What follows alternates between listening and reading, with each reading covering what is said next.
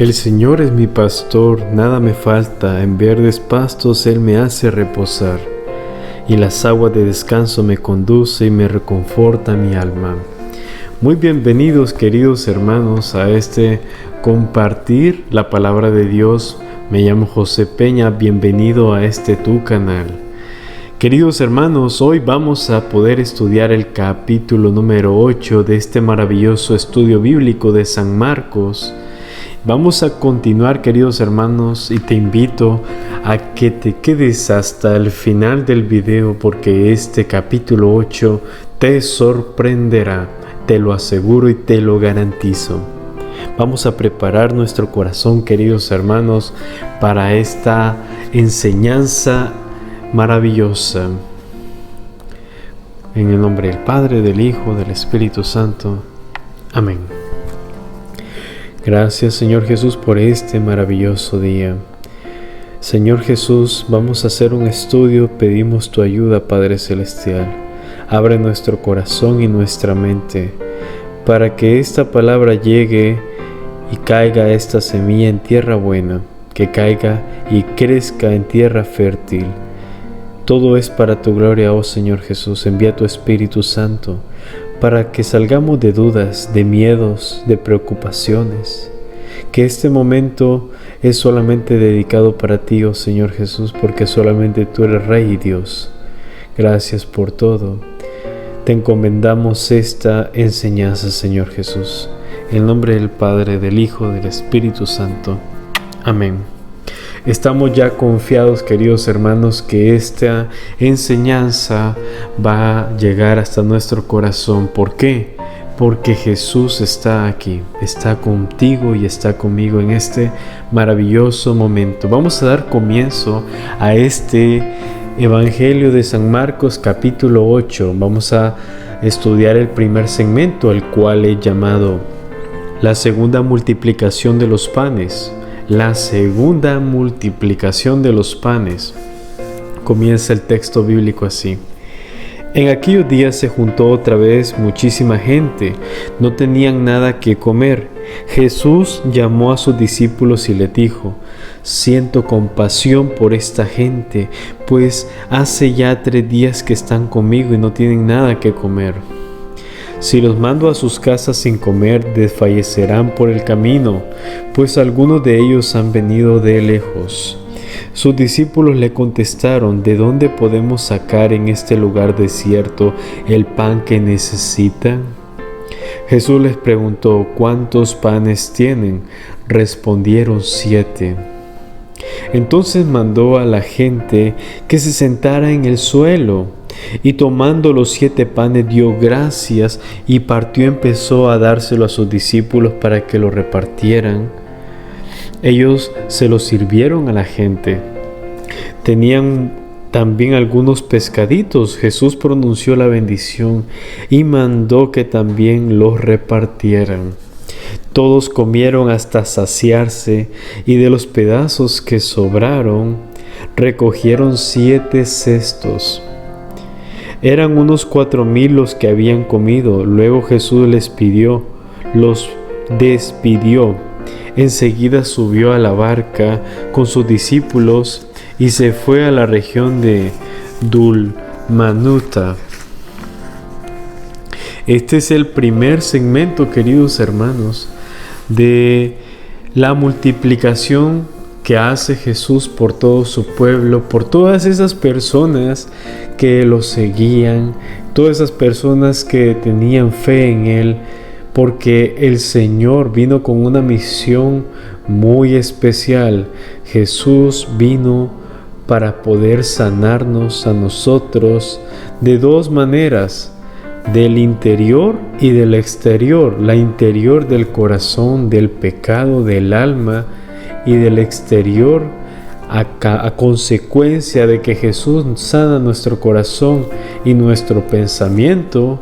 A consecuencia nosotros vamos a tener una salud exterior mejor, como por ejemplo si nosotros tenemos un encuentro con Él, Él nos va a dar las fuerzas para que dejemos ese pecado, por ejemplo las drogas, el tabaco, el alcoholismo, la prostitución, el adulterio. Todas esas cosas son las que nos alejan de Dios, son las que hacen que no tengamos una común unión con Él.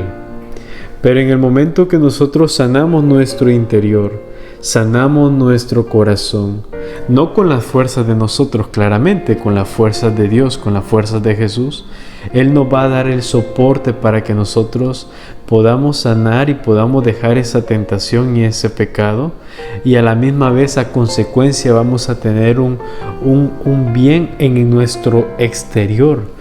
Por ejemplo, en nuestra salud vamos a estar más saludables, vamos a estar más activos, vamos a tener, hasta va a afectar positivamente a las personas que nos rodean alrededor, a nuestra familia, incluso el bien es para nosotros mismos, es lo que quiere Jesús para nosotros, que seamos felices, que estemos bien.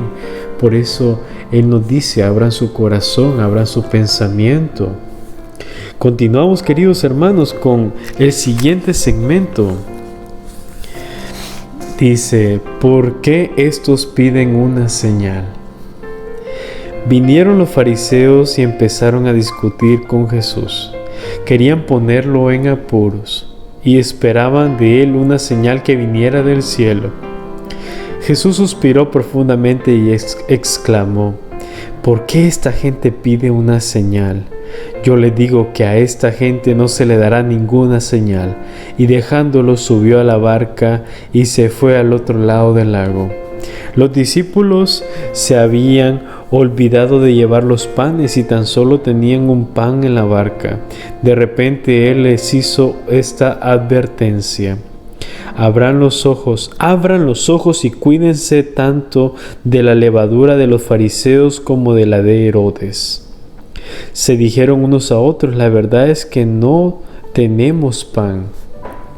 Jesús se dio cuenta y le dijo, ¿por qué estos cuchicheos? ¿Por qué no tienen pan? ¿Todavía no entienden ni se dan cuenta? ¿Están ustedes tan cerrados que teniendo ojos no ven y teniendo oídos no oyen? ¿No recuerdan cuando partí 5 panes entre 5,000 personas? ¿Cuántos canastos llenos de pedazos recogieron? Respondieron 12. ¿Y cuando repartí los 7 panes entre 4,000, cuántos cestos llenos de sobra recogieron? Contestaron 7. Entonces Jesús les dijo, ¿y aún no entienden? Queridos hermanos, en el segundo segmento, Jesús hace una pregunta a los fariseos, porque los fariseos, a partir de que Jesús hacía tantas curaciones y tantos milagros, queridos hermanos, como estos últimos 2 milagros que hemos visto en los capítulos anteriores, la primera multiplicación de panes, que solamente tenían 5 panes y 2 peces, y en esta segunda multiplicación, que tenían nada más pocos panes y 2 pescados. Y Él logró alimentar a 9,000 personas. En la primera multiplicación fueron 5,000, en la segunda fueron 4,000. Entonces los fariseos, al darse cuenta de todas estas cosas asombrosas, ellos todavía querían que Jesús les diera una señal especial a ellos para que ellos creyeran que Él era Hijo de Dios o que Él era el enviado de Dios, el Mesías esperado del pueblo de Israel, del pueblo hebreo, del pueblo judío. Nadie todavía estaba, queridos hermanos, viendo con atención, con detalle, viendo todo lo que hacía Jesús. Todavía tenían el corazón tan duro como la piedra. Incluso sus discípulos, que estaban en una intimidad más cercana con Jesús, aún todavía no entendían de lo que estaba haciendo el Señor Jesucristo, porque le hacen esta pregunta: Maestro, no tenemos pan. Maestro, queremos alimentarnos. Entonces la señal que están pidiendo los fariseos y la señal que nosotros queremos de Jesús. Jesús dice: yo la única señal que les voy a dar es que tengan fe en mí. No piensen en lo que todavía, no piensen en lo que necesitan. No piensen en nada más, solamente me tienen a mí. Cuando tengan necesidad, pídanme a mí. Cuando tengan un problema, pídanme mi ayuda, dice el Señor Jesús. El Señor Jesús dará una señal, pero una señal cuando nosotros tengamos una sensibilidad en nuestro corazón más profunda con Él. Y esa era la deficiencia que tenían aún los discípulos de Jesús y los fariseos. Continuamos con el tercer segmento que habla el ciego de Betsaida. Cuando llegaron a Betsaida le trajeron un ciego y le pidieron que lo tocara. Jesús tocó al ciego de la mano y lo llevó fuera del pueblo. Después le mojó los ojos.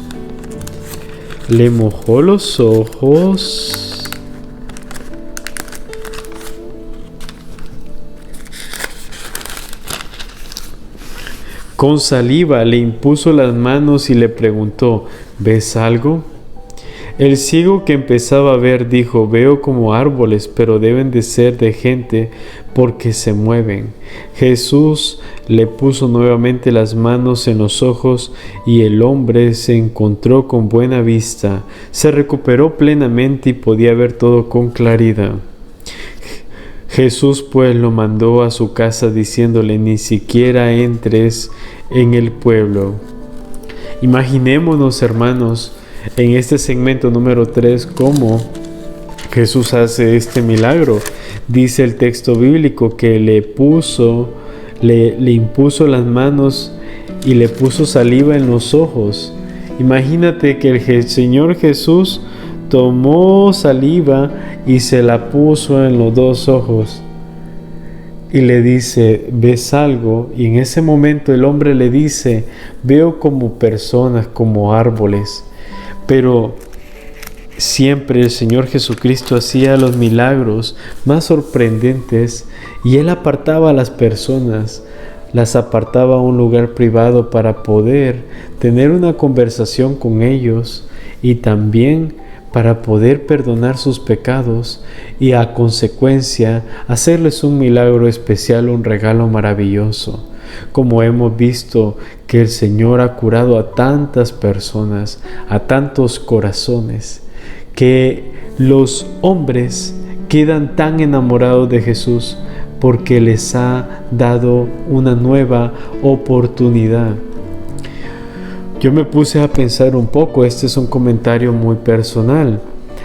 ¿Por qué Jesucristo hizo esos milagros con esos hombres que, si te recuerdas, había una mujer que tenía un derrame menstrual, que estuvo 12 años con ese derrame menstrual, y el Señor Jesucristo hasta los 12 años que ella padecía de esa enfermedad, Él la sanó? Entonces, ¿por qué tomó a una mujer con 12 años con problema y no tomó a una mujer con ese mismo problema pero solamente tenía 2-3 meses?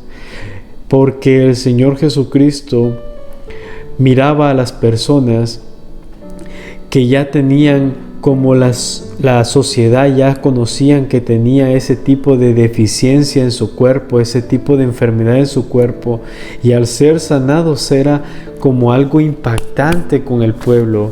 Era algo que decían: ¿cómo después de 10, 15, 20 años, cómo fue sanada esta persona? Es algo imposible de creer.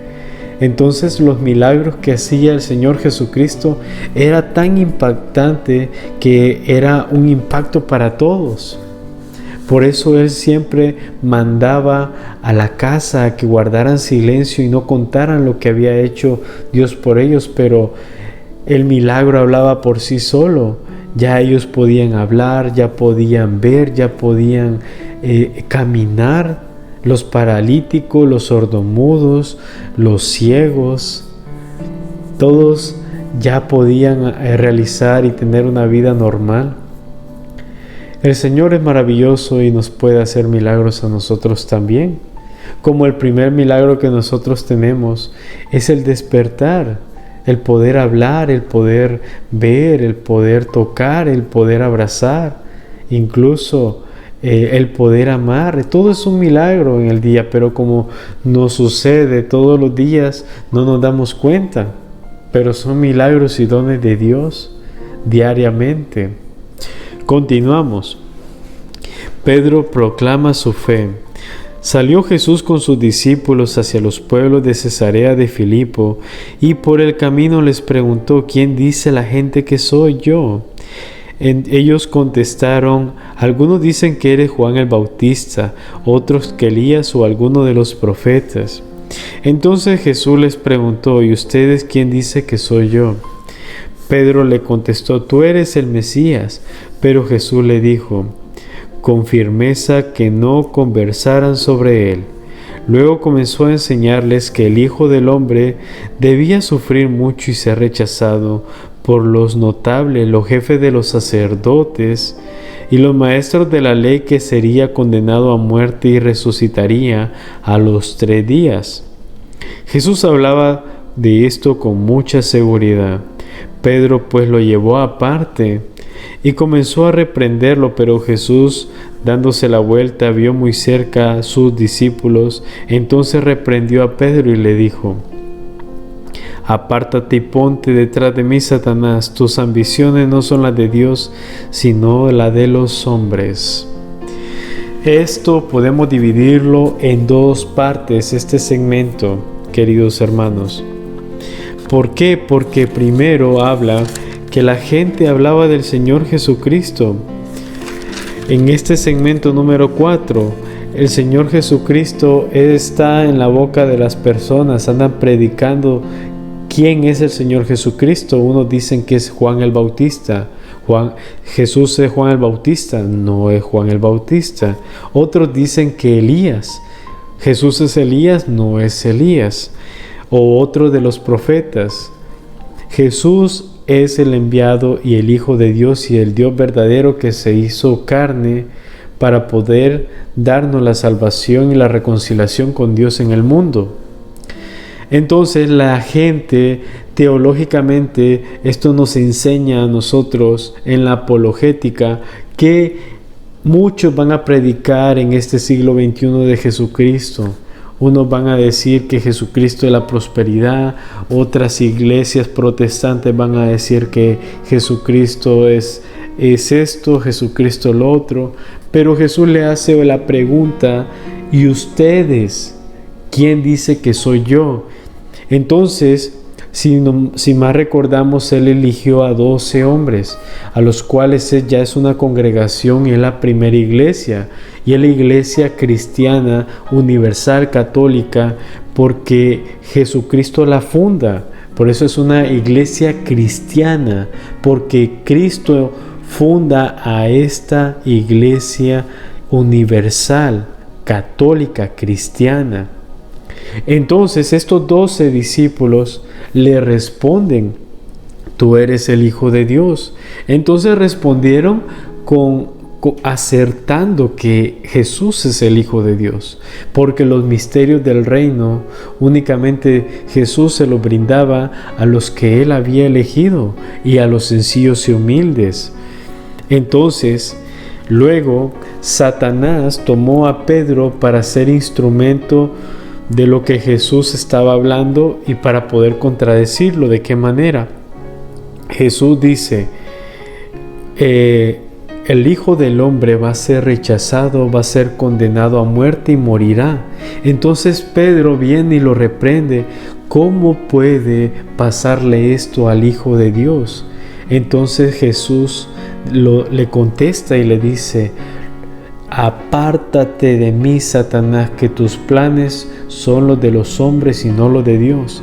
Porque en sí a veces nosotros en nuestra vida, trasladando un comentario personal, ¿verdad?, a este siglo XXI, nosotros en esta vida, hermanos, en este siglo XXI, con todo lo que está pasando, nosotros no tenemos idea y no tenemos el control hasta dónde va a llegar esta pandemia y por qué razón en nuestra vida, por qué razón nos suceden estas cosas.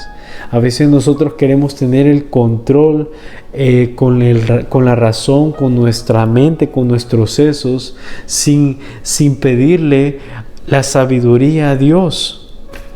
Por eso es que nos pasan tantas cosas malas a nosotros cuando apartamos a Dios de nuestras decisiones. Entonces, Jesucristo, Él tenía ya el plan que Dios lo mandó a la tierra, que fue morir por todos nosotros en ese sacrificio tan maravilloso y tan grande que hizo por nosotros para poder perdonar nuestros pecados, para poder llevar esos pecados junto a Él, hacia el Padre, para tener una reconciliación el mundo entero con Dios. Entonces ese era el plan de Dios. Pero Pedro, tú no estaba pensando como con el espíritu, sino que estaba pensando con la carne. Los pensamientos carnales son limitados. Los pensamientos de Dios son divinos e ilimitados. Continuamos con el quinto segmento que habla y que dice: el que quiera seguirme, tome su cruz. Luego Jesús llamó a sus discípulos y a toda la gente y les dijo: el que quiera seguirme, que renuncie a sí mismo, tome su cruz y me siga. Pues el que quiera asegurar su vida la perderá, y el que sacrifique su vida por mí y por el Evangelio la salvará. ¿De qué le sirve a uno si ha ganado el mundo entero, pero se ha destruido a sí mismo? ¿Qué podría dar para rescatarse a sí mismo? Yo les aseguro, si alguno se avergüenza de mí y de mis palabras en medio de esta generación adúltera y pecadora, también el Hijo del Hombre se avergonzará de él cuando venga con la gloria de su Padre, rodeado de sus santos ángeles. Tenemos dos puertas, queridos hermanos, una puerta angosta y una puerta ancha. Te voy a explicar esto muy sencillo. Los placeres y el mundo, las riquezas, están en la puerta ancha. La puerta angosta, ¿cuál es el fin del camino? La puerta angosta lleva hasta el final a la gloria de Dios, la gloria con Cristo Jesús. Y la puerta ancha lleva al camino de la condenación, el camino de la perdición. ¿Cuál puerta queremos tomar? ¿La puerta angosta o la puerta ancha? Sabemos que en la puerta ancha vamos a poder caminar libremente, correr, saltar y hacer lo que nosotros queramos, hacer lo que nuestra mente y razón quiere, apartando a Dios de nuestra vida. Pero en la puerta angosta es el camino que Dios quiere que nosotros tomemos, porque es el camino donde tenemos que llevar esa cruz que nos brinda el Señor Jesucristo. Pero esa cruz no la vamos a cargar solos si decidimos nosotros caminar por la puerta angosta. ¿Por qué? Cuando tengamos una dificultad, cuando tengamos un problema, Jesús va a estar con nosotros. Esa carga va a ser liviana porque Él va a estar al otro extremo de la cruz, caminando con nosotros en ese problema, en esa dificultad, en esa deficiencia. Cuando perdemos el trabajo, el Señor nos va a ayudar a que consigamos otro. Si perdemos a un ser querido, Él va a ser nuestro refugio, nos va a dar las fuerzas y nos va a dar dos regalos. El primero va a llevar a ese ser querido a su gloria y nos va a dar ese sentimiento de fuerza para que sigamos caminando en la vida. Cuando perdemos cualquier oportunidad, queridos hermanos, Dios dice: yo te voy a dar una nueva oportunidad, no te preocupes. ya sea independientemente de las ideas, ¿verdad?, de lo que tú estés pensando, cualquier tipo de oportunidad positiva para tu vida. Pero en sí, queridos hermanos, hay una cruz que debemos cargar todos nosotros, simplemente porque nosotros somos pecadores. Pero el camino que nos regala el Señor Jesús es el camino para ser santos, es el camino de la santidad, a la cual nosotros debemos sentirnos orgullosos, porque el Señor Jesús se siente orgulloso de todos nosotros que somos hijos de Dios. Nosotros tenemos esa riqueza tan grande dentro de nuestra iglesia, a la cual debemos apreciar y cuidar. Tenemos a todos los ministros que están ahí esperando a que vayamos nosotros a la Santa Misa. Todos los regalos que ha dejado el Señor Jesucristo en el mundo, hagamos que valgan la pena. Disfrutémoslos y gocémoslos diariamente.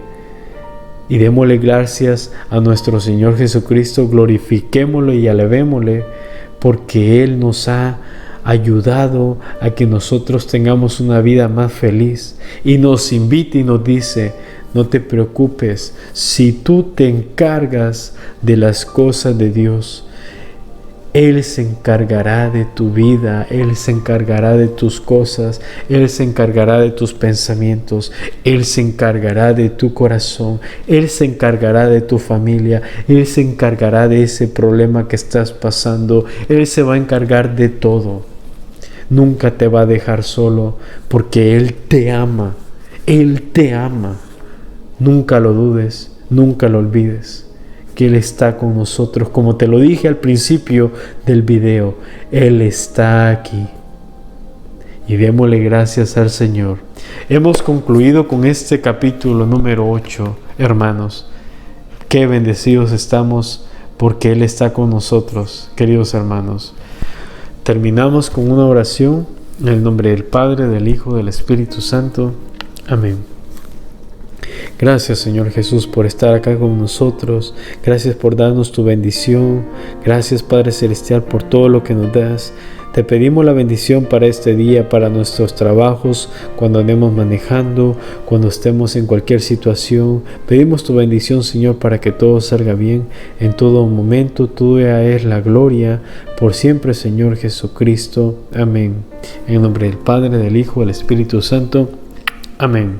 Queridos hermanos, gracias por acompañarme, gracias por tu valioso tiempo. Sé que estás viendo el video diariamente. Gracias por tu valioso apoyo, querido hermano. Te mando un abrazo virtual, un mega abrazo. Gracias infinitamente por todo, por ese tiempo que estás brindando. Te invito a que te puedas suscribir, querido hermano, que compartas la voz, compartas el video, que más de alguna persona le servirá esta información, este estudio bíblico. Y continuamos mañana con el capítulo número 9, que estará muy especial. Bueno, bendiciones, que todo vaya bien en tu día y nos vemos pronto. Hasta luego.